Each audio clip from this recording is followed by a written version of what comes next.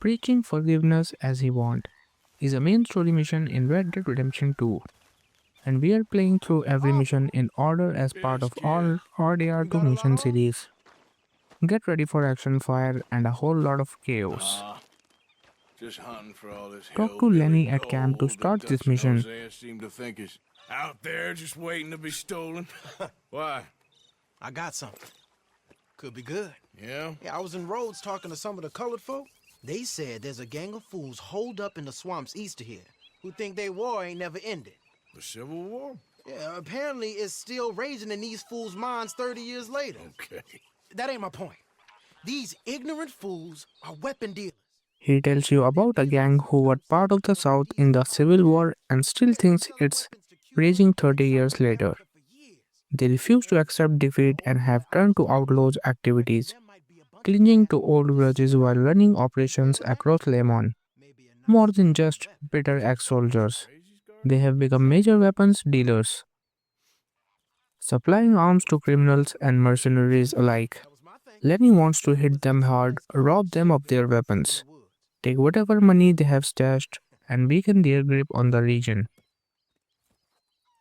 He sees it as both a profitable job and a chance to strike a blow against a gang that has no place in the world anymore.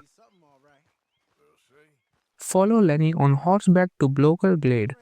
On your way, he discusses how the people here, further south compared to west, Judge him differently. He talks about he's always felt the weight of people's stares, their unspoken words carrying as much meaning as the ones they do say. He mentions how out west folks can be rough. I got a notion these fellers is one and the same. Yeah, we won't find no shortage of angry peckerwood idiots in the state of Lemoyne. That's for sure. Is it really that different in this state? We haven't come far. It seems like it is. These boys got a manner about them, but I haven't necessarily noticed. All respect, Mr. Morgan. You wouldn't notice. Might call you a nigger lover. They see us riding like this. But most of it is a glance or a word. And after that, But they tend to judge a man more by what he does than by who he is. it's out west.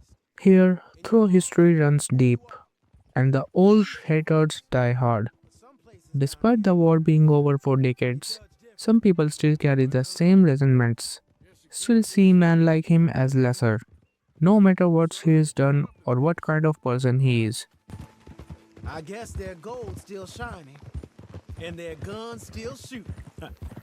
So I'm game for robbing any and every one of these bastards for all they got. Okay then. Plus, it beats being lynched back in Blackwater with all of you by my side. I guess it does. Arthur listens, occasionally nodding, but remains mostly quiet. He knows Lenny isn't looking for pity, just understanding. I don't care to.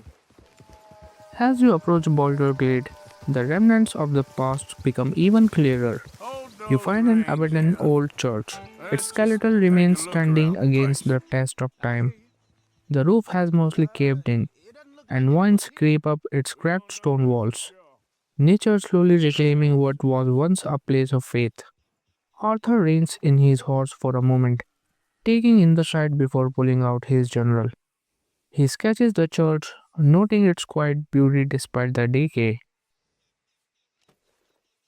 Something about it strikes him, not just as a relic of the war, but as a symbol of how things change and yet, in some ways, stay the same.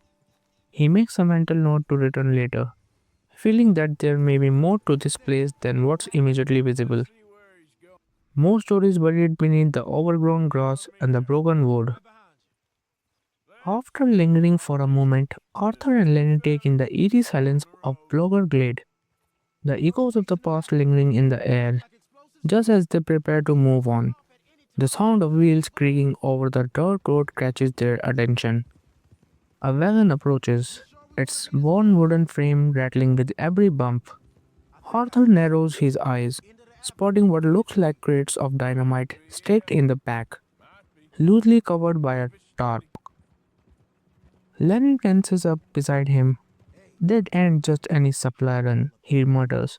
The two exchange a glance, understanding the implications if the Lemoyne Raiders are transporting explosives. They must be planning something big. Without a word, they spur their horses into motion, keeping a safe distance as they tail the wagon towards Shady Belle, its flickering lanterns barely visible through the thickening trees. Crouching behind the wall opposite Lenny, Arthur surveys the camp. The Lemoyne Raiders move about, some standing guard while others linger near the wagon, where crates of dynamite sit exposed. The dim glow of lanterns flicker against the worn out walls of Shady Belle. Anything worth shooting the stealer? Can you look again for me? Hey, hey, to the left of you. Hey, we came all this way, so can you look again and see if you spot anything? Arthur considers the approach. Shooting the dynamite would create instant chaos, wiping out several raiders in an explosion, but alerting any reinforcement nearby. Alternatively, Lenny could draw some of them away, creating an opening for the more controlled attack. Weighing the risk, Arthur prepares to make his move. Blowing up the dynamite ignite a massive explosion, instantly killing several raiders and throwing the camp into chaos. Flames engulf the wagon as shout and gunfire erupt in the fight. Staying low, Arthur holds back for a moment, using his long-range rifle to pick up of enemies scrambling for cover. Some raiders fire blindly in confusion, while others attempt to regroup.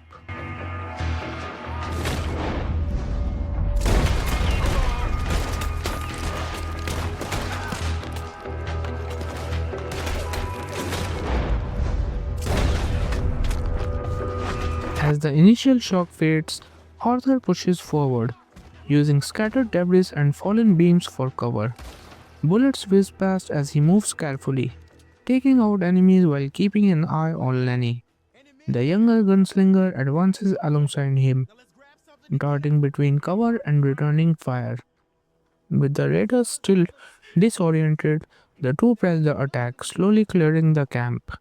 With the last of the raiders dealt with, the gunfire fades into silence, leaving only the crackle of burning wood from the wrecked wagon. Arthur and Lenny sweep the area, searching the bodies and crates for any valuable weapons for supplies. Scattered rifles, ammunition, and a few pistols lie among the fallen evidence of the raiders' smuggling operations. To the right of the camp, a wagon with horses still hitched stands untouched, its cargo covered by a tarp.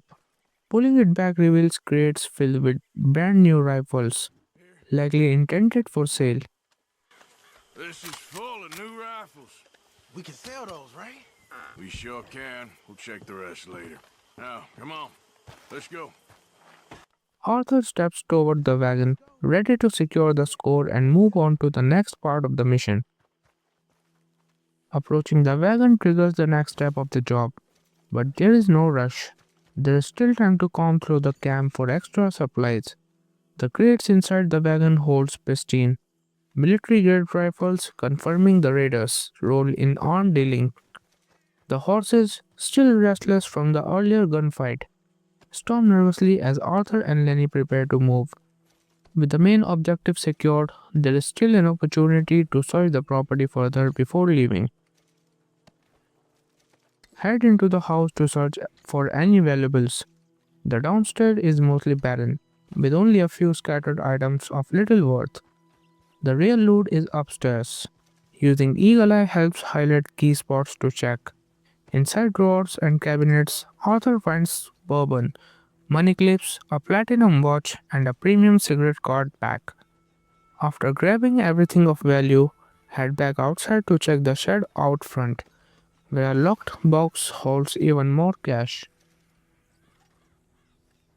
Before leaving, make sure to loot the fallen raiders for any extra ammo, money, or supplies. Once everything is collected, rejoin Lenny at the wagon and follow the yellow marked road back to camp. The journey is quiet at first, the weight of successful heist settling in. But as the wagon approaches the abandoned church from earlier, Three Lemoyne Raiders suddenly emerge, blocking the path. Guns drawn, they are not about to let Arthur and Lenny leave without a fight. The Raiders stand firm, their hands hovering near their holsters, eyes filled with hostility. Trying to talk them down is futile, they are out for blood. No matter what is said, their tempers boil over, and one of them reaches for his gun.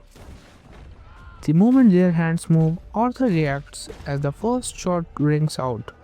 Deadeye activates, slowing time as he marks each rider with precise shots. In an instant, gunfire erupts, but Arthur's accuracy leaves them no chance to retaliate. One by one, they drop to the ground before they can land a single shot. With the threat eliminated, the road is clear once again.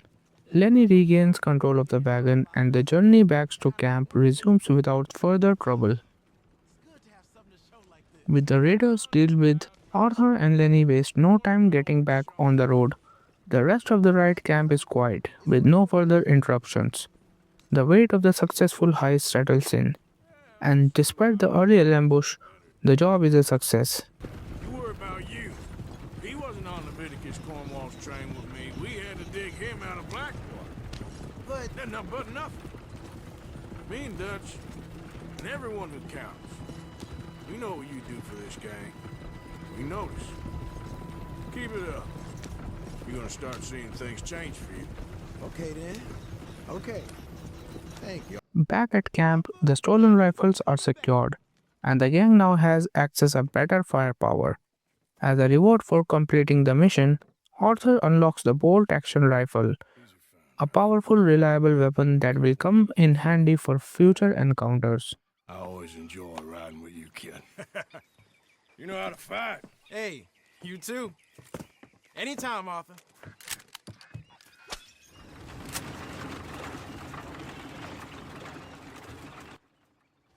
This is where the mission ends. Arthur and Lenny safely return to camp, and the newly acquired weapons will prove useful for the gang. In the next video, we will see where the story takes us next. If you enjoy the video, don't forget to like, share, and subscribe. We play the game so you get the story. See you at the next mission.